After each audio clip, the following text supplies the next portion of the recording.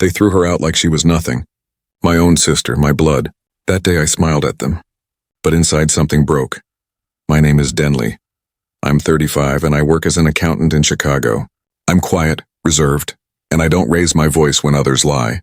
I value family, trust, and loyalty above everything. When people betray me, I don't argue. I stay silent. I stay still. But I remember everything. Family dinners were always the same. My father at the head of the table, serious and precise, carving the roast with surgical neatness. My mother serving the sides, always reminding us to keep our elbows off the table. And Sarah sitting across from me, rolling her eyes at the stiffness of it all, then winking when no one noticed. That was the rhythm of our home, structured, predictable, safe, or at least it felt that way back then. I was 35, already living on my own, but I came home often. My job in Chicago kept me busy, but the pull of family was strong, and my parents never let me forget my duty to stay close. Sarah, 5 years younger, still lived with them. She was their delicate one, or so I thought. She loved art, sketching faces and scenes in her notebook. I remember once she drew the backyard oak tree, and the detail was so precise it felt alive. That was her, seeing life in things we overlooked. To me, Sarah wasn't just my sister. She was my anchor. Whenever work crushed me or life wore me down, she was the one who'd say, "Denley, don't let them drain you dry. You're better than that." She had a way of lifting me without even trying, and I was her shield. Or I believed I was. My parents believed in rules. In their eyes, discipline was love. They valued reputation, tradition, and appearances above all else. I thought it was strict, yes, but harmless. I thought it was their way of keeping us safe. Back then, I didn't see the cracks forming in the walls of our family, but Sarah did. She laughed less at the dinner table. She stayed quiet when our parents spoke, nodding instead of talking back. I didn't think much of it, but there was a weight in her silence. A kind of loneliness I didn't recognize at the time. She would disappear into her room for hours, claiming she was sketching or reading, but her eyes always looked swollen when she returned. I remember one night vividly. The four of us sat at the table, the clinking of silverware the only sound. My father asked me about work and I gave the usual answers. Numbers, deadlines, clients. He nodded, satisfied. Then he turned to Sarah and asked about her future. College, career, marriage. She forced a smile, said something vague about still figuring things out. I caught her eyes flicker toward me, pleading almost like she wanted me to cut in and shield her from the interrogation. I didn't. I just smiled faintly, trying not to make things worse. Looking back, I should have said something. Should have asked her what was wrong. Should have noticed the way her hands shook under the table. But I didn't. I thought silence was protection. I thought calmness would hold us together. What I didn't know was that she was carrying a secret. One that would change everything. At the time, though, I believed in the illusion. Believed that family meant safety. I had no idea that storm clouds were already gathering over our roof. I think about those nights often now. The way Sarah leaned into me when she hugged me goodbye. The way her laughter had started to fade. I didn't see it then, but it was her way of holding on, of bracing for the storm she knew was coming. If I had known what was waiting for her, waiting for us, I wouldn't have stayed so silent. I wouldn't have trusted the calmness of those dinners, because peace is fragile, and in our house it was already cracking. That was life before the storm, quiet, familiar, warm enough to trick me into believing it would last forever. But storms don't ask for permission. They arrive sudden and merciless, and when this one came, it took everything. The shift was small at first, so small I almost convinced myself I imagined it. But cracks never begin as explosions. They start as hairline fractures, silent, almost invisible, spreading slowly until the whole structure caves in. I first noticed it in my parents' tone with Sarah. My father, usually strict but measured, became sharper with her. Every word sounded like a test she was bound to fail. If she came home late from work, even by 15 minutes, he demanded explanations as though she'd committed a crime. My mother, who once doted on her, began watching her with a cold, suspicious eye. The warmth in her voice was gone, replaced by short, clipped remarks that left Sarah shrinking at the table. I thought maybe it was stress. My father's company had been cutting jobs, and I assumed the tension carried into the house. But it wasn't that. Their focus was always on Sarah, her choices, her movements, her future. It was as if they'd decided she had strayed from the path they'd set for her, and they were determined to drag her back no matter the cost. Sarah tried to hide it. She still sketched in her notebook, still hummed softly when she thought no one was listening, but the light in her eyes was dimmer. I'd catch her staring out the window, lost in thought, her hand resting protectively over her stomach. At the time, I didn't understand why. I just knew something weighed on her. One evening, I stopped by unexpectedly. My parents weren't home. Sarah sat at the kitchen table, her face pale, her notebook closed in front of her like a shield. When she saw me, she forced a smile. "Denley, you should have called. I would have made coffee." Her voice was thin, stretched tight like a string ready to snap. I sat down across from her. "You okay?" I asked. She hesitated, then nodded too quickly. "Of course. Just tired," but her hands told the truth. They trembled when she reached for her water. I wanted to press further, to ask what was happening, but I didn't.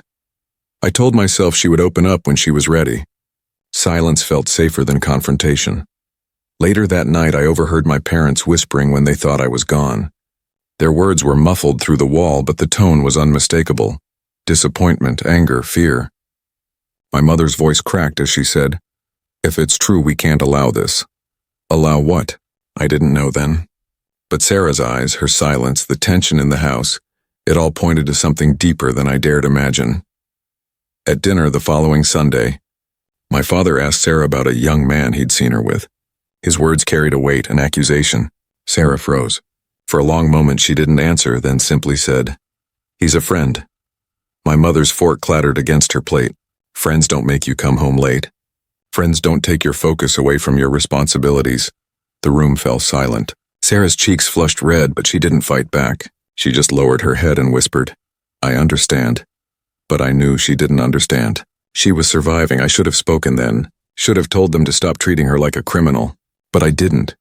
I told myself I was protecting her by not escalating the fight. I stayed quiet, thinking calmness would hold the family together. That night, as I left, Sarah hugged me tighter than usual. She didn't say a word, but I felt the desperation in her arms. I thought it was just stress, just tension. But the truth was already spreading through the foundation of our family, cracking it inch by inch. Looking back, I realized that was the beginning of the end. The warning signs were there. The cold looks, the whispered accusations, the silence heavy with unspoken truths. And I ignored them. Cracks don't announce themselves. They creep in quiet and steady, until the whole house falls apart. And ours was already breaking. The night it all came crashing down is etched into me like a scar. It wasn't loud at first.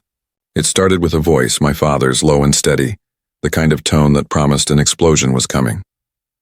I had just arrived, stepping into the house with the smell of my mother's cooking lingering in the air. But the kitchen wasn't warm that night. It was suffocating. Sarah stood near the counter, pale, clutching her notebook like it was the only thing keeping her upright. My parents were on the other side of the room, faces tight, their eyes burning holes into her. "Is it true?" my father asked.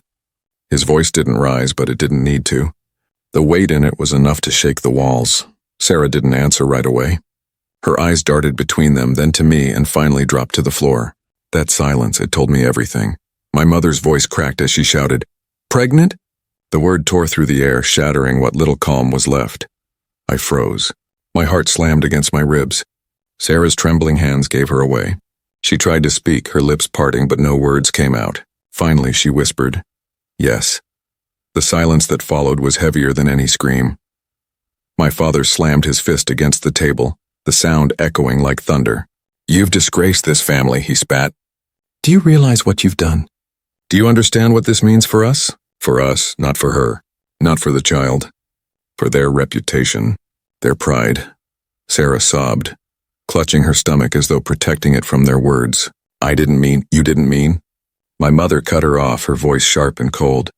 "You've ruined your future. You've ruined our name. There is no place for this in this house." I stepped forward, ready to speak, ready to stand between them, but Sarah's eyes caught mine. They pleaded, not for me to fight, but to let her endure. She shook her head faintly, and I froze again. That was my mistake. By morning, her bags were packed. A single suitcase by the door, her sketchbook tucked on top like a fragile piece of her soul. My parents stood firm, unyielding, their faces blank as stone. They didn't hug her. They didn't say goodbye. They didn't even look at her. You made your choice, my father said coldly. Now live with it. Sarah's shoulders shook as she tried to keep her head high. I walked her out, loaded her bag into my car. The air was cold, sharp against my face, but not as sharp as the silence between her and our parents. She didn't cry until we pulled away from the house. And when she did, she broke completely, the sound hollow and raw. I wanted to turn the car around, to scream at them, to demand they take her back, but Sarah clutched my hand tightly and whispered, "Don't. Please, just take me away." So I drove. Every mile from that house felt like betrayal. Not hers, but mine. Because I didn't fight. I didn't challenge them. I let them cast her out, and all I did was pick up the pieces. When we reached my apartment, I carried her bag inside, made her tea, and sat with her as she cried herself to sleep on the couch. I watched her, broken and small, and I made myself a promise. I didn't say it out loud, not then. But in my mind, the words were clear. They will regret this. My parents thought they had erased her, erased the problem, erased the shame. But I remembered. I carried it with me like a stone in my chest. And in that silence, something inside me shifted. That was the night Sarah lost her home, and it was the night I began to plan. Life grew quiet after Sarah moved in with me. My apartment wasn't big, just 2 bedrooms, a narrow kitchen, and a living room that smelled faintly of coffee and books. But it became her refuge. She settled into the second room, filling it with her sketches, her scattered pencils, and little scraps of hope. She was trying to rebuild piece by piece, but beneath that attempt at normalcy, I could see the cracks in her spirit. Some nights she sat on the couch with her hands resting over her stomach, staring at nothing for hours. Other nights she'd whisper apologies to the child she hadn't even met yet. Apologies for bringing them into a world where their own grandparents had already turned their backs. I didn't press her. I didn't try to force comfort. I just stayed beside her, silent, steady, a presence she could lean on when the weight became unbearable. That was my role now. Not a savior, not a fighter, just a quiet anchor. My parents, meanwhile, acted as if nothing had happened. They continued with their weekly calls, asking me about work, about finances, about anything except Sarah. They spoke of family dinners as though she had never existed. Their voices were polished, calm, almost proud. It was as if they had scrubbed her name out of their history. The first time they invited me over after kicking her out, I declined. My father's voice hardened over the phone. "Denley, don't let her mistake drag you down. You have your own life to protect." I didn't respond. I remembered. When my mother called a week later, her words were laced with careful poison. "You always had such potential, Denley. Don't waste it standing in the shadow of her choices." Again, I didn't argue. I let her speak, let her weave her lies. I stayed silent. But inside, something was burning. Sarah didn't know about those calls. I didn't tell her. She had enough wounds without hearing the ones they tried to inflict through me. Instead, I made her tea, reminded her to eat, and left small notes on her sketchbook. "You're stronger than you know. You're not alone." At work, I carried on like nothing had changed. Numbers, clients, deadlines. I wore the same calm mask I always did. But beneath it, the betrayal simmered. My parents had shown me exactly what they valued. Reputation over family, silence over truth. They thought I would bend, that I would eventually return to their version of normal. But they underestimated me. I am not loud. I am not impulsive. I don't fight in the open. I wait, I study, and I remember. In those weeks of quiet, I began to see things clearly. My parents' power over us wasn't in their money or their rules. It was in their control of the narrative. They thought they could erase Sarah, paint over her existence with silence and shame, and the family would believe them. That's when I realized the truth. My role wasn't to shout, wasn't to fight them with words. My role was to be patient, to let their lies build until the weight of truth crushed them. So I waited. Every dinner invitation I ignored. Every phone call I ended early. Every lie they spoke I stored away.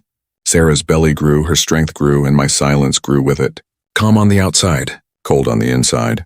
The storm had already hit, but the stillness after was worse. Because in that silence I made my choice. I would not forget. I would not forgive. And when the time came, I would strike. The invitation came in a white envelope, elegant cursive printed on the front. My parents' annual family reunion, an event they treated like a royal gathering. Every year, cousins flew in, Aunts and uncles dressed their best, and my father stood at the center like a patriarch commanding loyalty. I opened the envelope slowly, reading the words twice.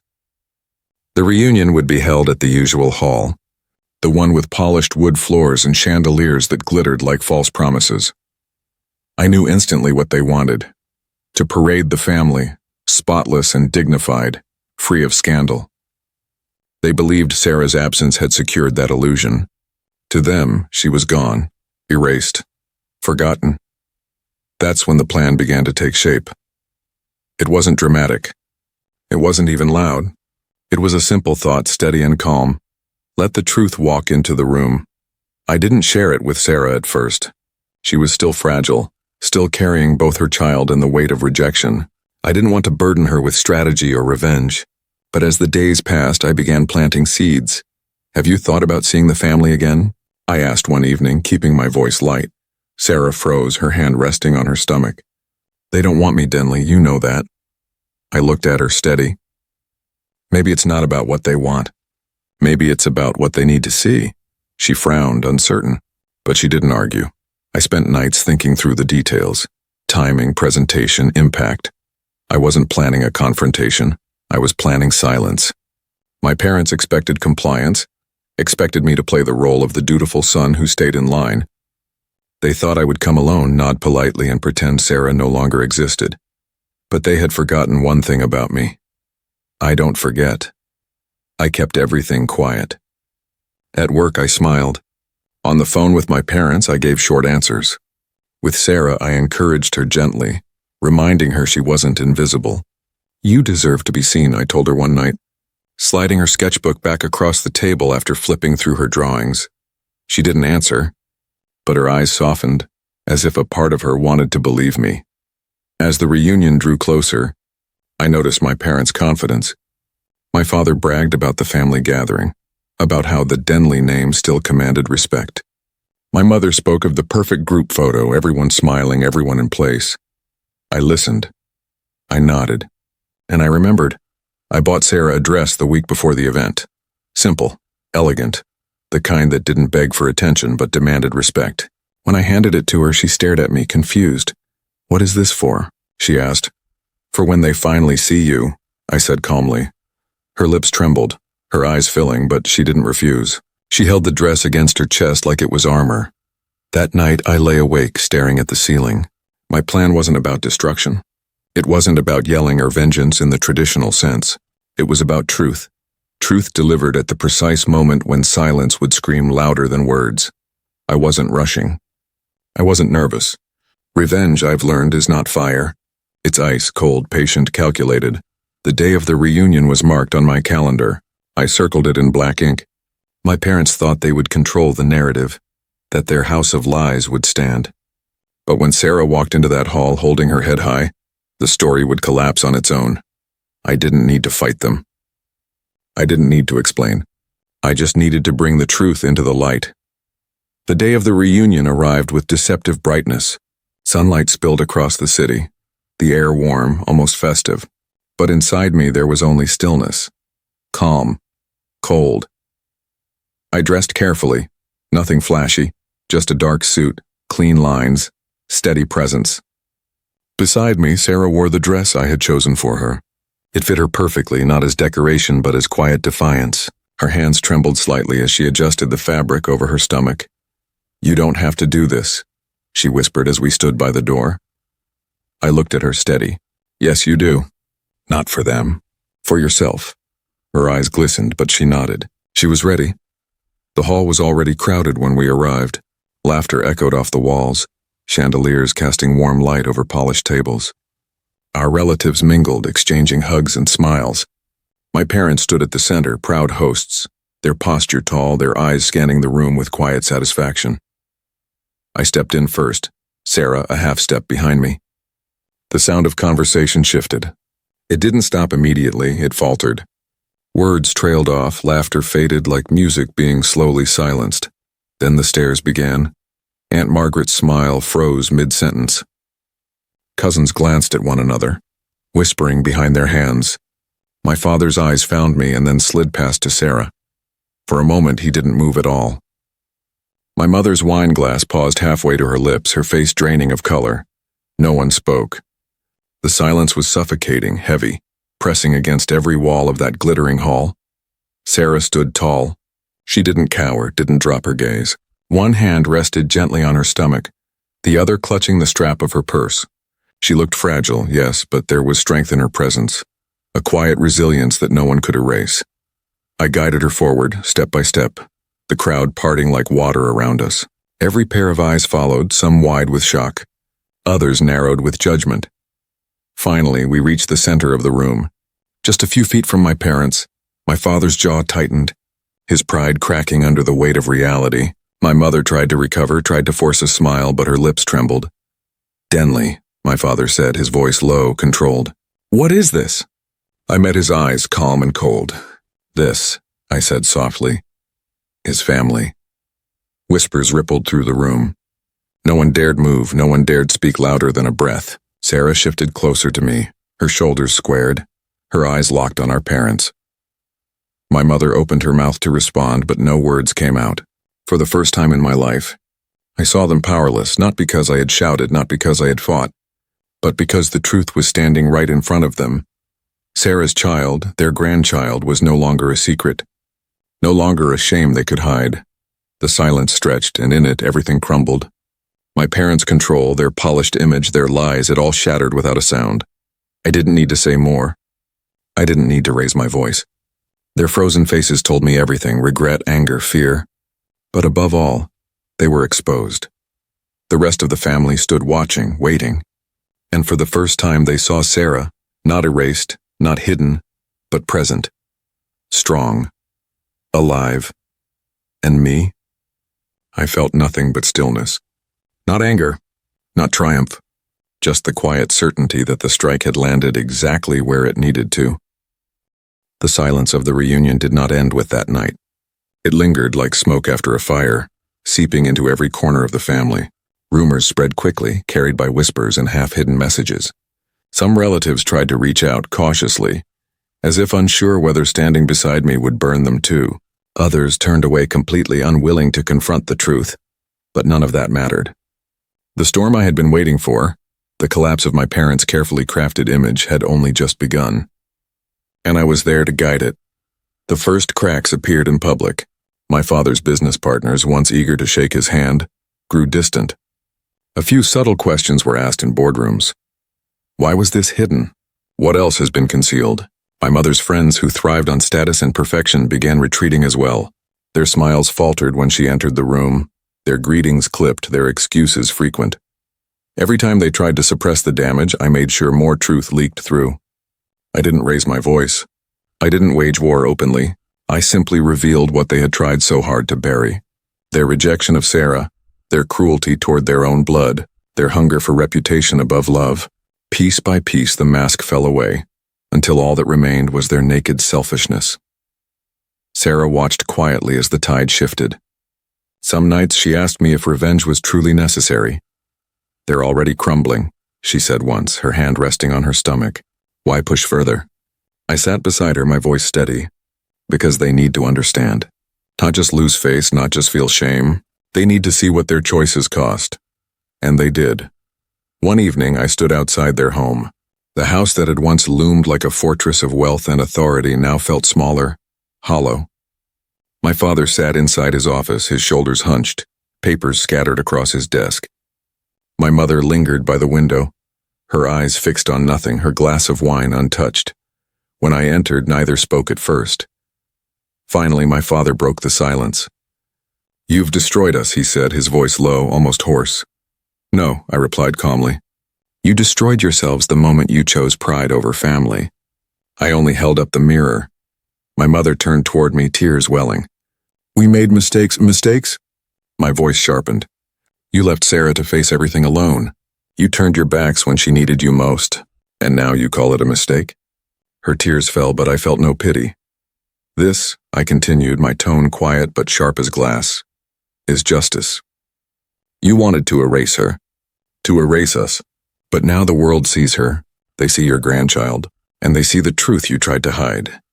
Neither of them spoke again. My father's gaze dropped to his desk. My mother's shoulders slumped. The weight of their downfall pressed heavily in the room, and I let it. I didn't shout. I didn't rage. Justice doesn't always come in flames, it comes in silence, in truth, in the steady unraveling of lies. When I left their house that night, I didn't look back. I didn't need to. The fire was already burning, and it would consume everything they valued most. For Sarah, for our child, for every moment of suffering they caused, justice had been delivered, and I felt nothing but peace. Peace is a strange thing. It doesn't come with fireworks or grand fanfare. It settles in quietly, often when you least expect it. After years of carrying bitterness, anger, and a thirst for vengeance, I woke up one morning and realized that weight was gone. Not diminished, not softened, gone. Life with Sarah began to take shape, slowly but firmly. The house felt warmer, filled with laughter and the occasional nervous plans for the future. We painted the nursery together, her steady hands brushing soft strokes of yellow against the walls while I assembled furniture with clumsy determination. Every screw, every color, every detail felt like reclaiming something that had been stolen from us. The world outside, however, was still shifting. My parents, once admired figures in their circles, became hushed subjects of gossip. Their reputations collapsed under the weight of their silence and the truth that had spread. They stopped attending galas. Invitations stopped arriving. Their friends, those who fed on polished surfaces, moved on to brighter, less tainted lives. For me, there was no satisfaction in their downfall anymore. Justice had been served, but revenge had a limit. Beyond that point, there was only emptiness. I found myself more focused on what lay ahead, the child we were about to bring into the world, the family we were building, not the one that had failed us, and yet closure demanded one final act. Weeks after the confrontation, I returned once more to their house. Not as an enemy, not as a judge, but as a son who no longer needed them. The doors opened slowly, and I saw what remained. My father, older than I remembered, his strength dimmed, his voice quiet. My mother, fragile, her eyes hollow but searching. They expected anger. Instead, I gave them truth. You've already lost what you valued most, I told them gently. But there's still one thing you can choose. You can remain prisoners of pride, or you can decide to be grandparents. The words hung between us. My mother trembled, her lips quivering as though she might answer, but no sound came. My father looked away, unable to face me. I didn't wait for a reply. I didn't need one. Their choices no longer defined me, nor Sarah, nor the life we were building. When I left that house for the last time, the air outside felt different, lighter. For the first time, I understood that revenge had not been about destroying them. It had been about freeing us. Months later, when Sarah placed our child in my arms, everything became clear. The cycle of cruelty ended here. The legacy of pain, of silence, of pride, it would not pass to the next generation. I held that tiny life close, my chest tight with love, and whispered a promise. You will never know rejection. You will never know shame. You will grow in light, not in shadows. That is my justice. That is our victory. And as Sarah leaned against me, smiling through tears, I finally understood. Revenge had ended, but something greater had begun. Healing.